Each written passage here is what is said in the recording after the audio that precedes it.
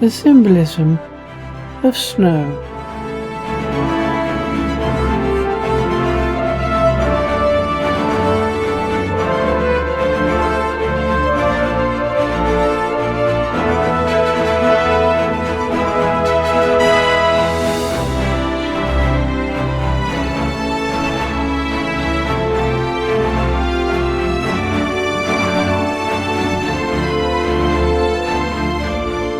Snow is in part a symbol of cooling, yin energy.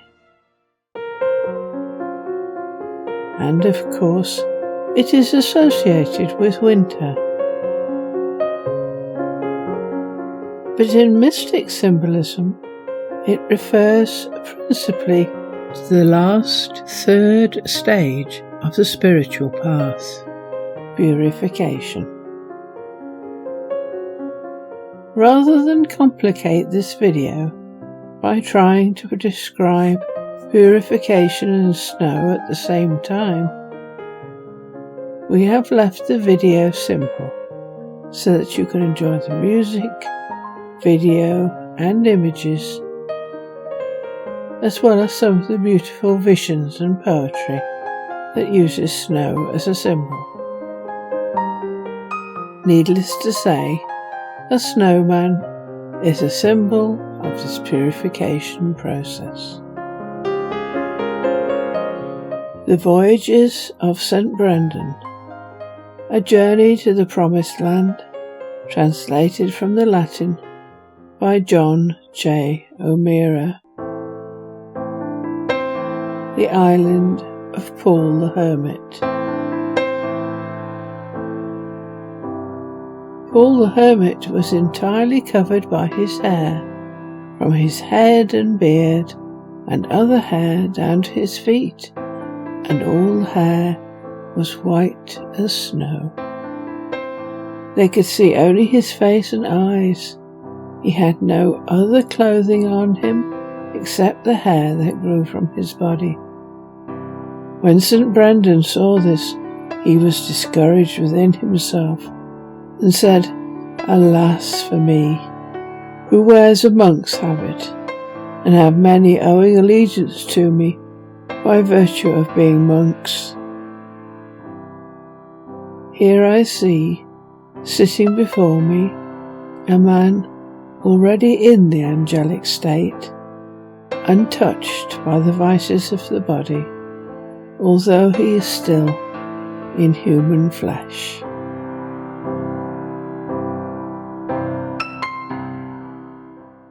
From Ruth Montgomery, A Gift of Prophecy.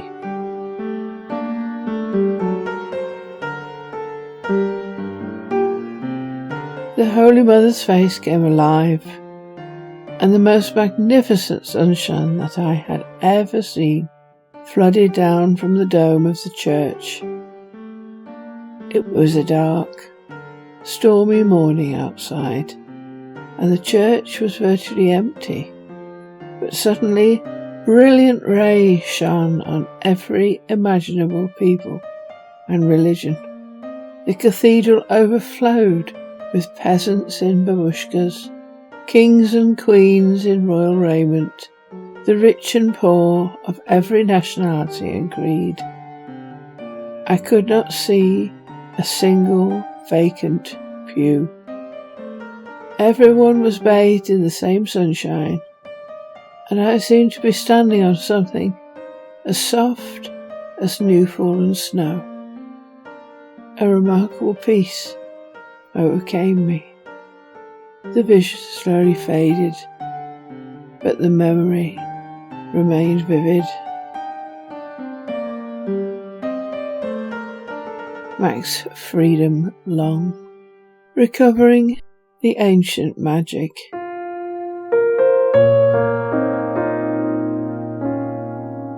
My first dream was one in which I wandered afar and came into a field of virgin snow of incredible whiteness.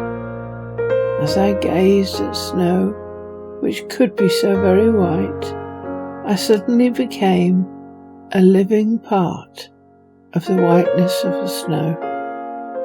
In that state, I was part of a whiteness, the utter perfection of which made the other snow of my dream muddy and impure.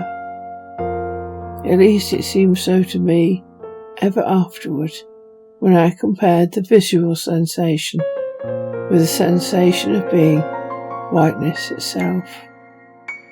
During the time of being whiteness, I lost all memory of the small boy in the bed. When I awoke, I attempted to describe my dream. In this I failed and fell into confusion. No one seemed to understand so simple a matter as that I had not seen the whiteness or felt it with my hands or with any other part of me. I explained over and over that I turned into whiteness, which was exactly the sensation I remembered. While I was that whiteness, I was not aware of feeling any size. I was not in a place. I had no feeling of time, and so could not say how long the wonderful dream had lasted. I was very sure that I had not become snow, for the simple reason that I had felt neither hot nor cold, softness nor wetness. My last sorrowful words were, as I remember them, "No, it was not like any of that. I just turned into all the loveliest and whitest whiteness there is."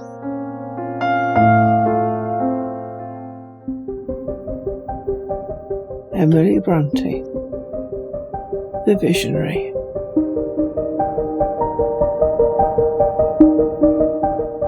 Silent is the house. All are laid asleep. One alone looks out over the snow wreaths deep, watching every cloud, dreading every breeze that whirls the wildering drift and bends the groaning trees. Cheerful is the hearth, soft the matted floor. Not one shivering gust creeps through the pane or door. The little lamp burns straight, its rays shoot strong and far. I trim it well to be the wanderer's guiding star. What I love shall come, like visitant of air, safe in secret power from lurking human snare. What loves me, no word of mine shall e'er betray, though for faith unstained my life must forfeit pay. Burn then, little lamp, glimmer straight and clear. Hush, a rustling wing stirs, methinks the air. He for whom I wait, as ever comes to me. Strange power, I trust thy might, trust thou my constancy.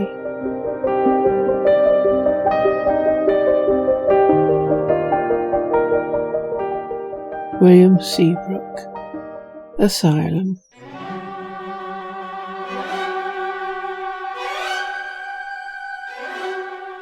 It was snowing outside the big windows. It was peaceful and warm inside. I was listening to muted Siegfried and Valhalla motifs, symphonic Rheingold, excerpts coming from Carnegie Hall, tuned low on the radio. This may have been the fortuitous trigger when I began to find myself interiorly illumined with a sort of mystical exaltation.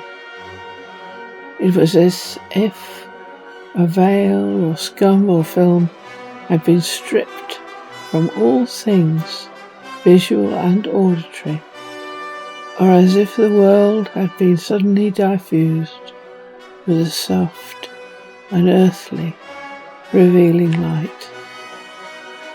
I was sitting close to the radio, and was almost afraid to lift my head or move, for fear it would fade. The colours in the carpet at my feet were abnormally vivid and made harmony. 4 or 5 fellow patients were scattered round the big room. I looked at their faces.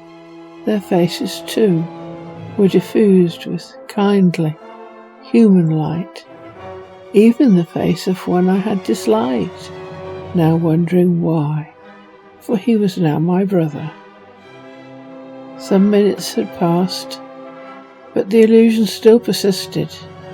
It had not flashed, fleeting. It was still there. I took stock of it.